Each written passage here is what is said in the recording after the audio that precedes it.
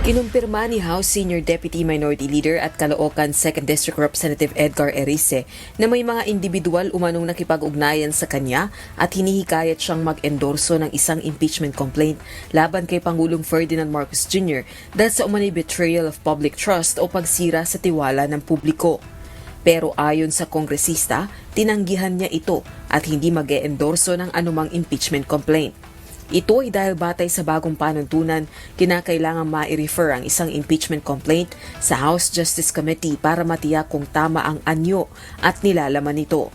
Giit pa nito, nais niyang magkaroon ng bukas na pag-iisip at patas na desisyon sa merits sakaling matuloy nga ang paghahain ng impeachment complaint.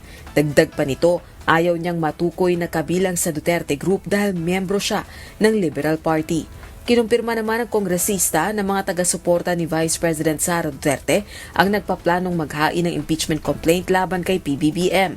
May kaugnayan umano ito sa nangyaring kapabayaan sa 3 nakalipas na pambansang pondo na nagbigay daan sa malawakang katiwalian sa mga proyektong kontrabahan ng pamahalaan.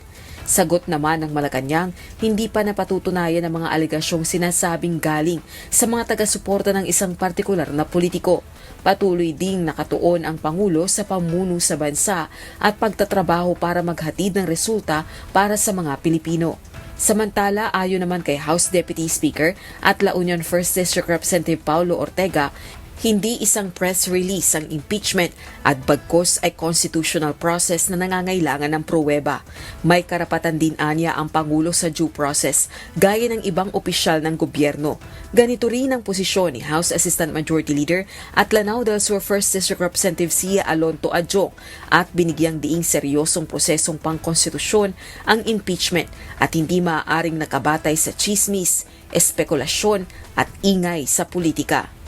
Rosa Licoz, UNTV News and Rescue. Diyos ang aming sandigan, serbisyo publiko ang aming pinahahalagahan.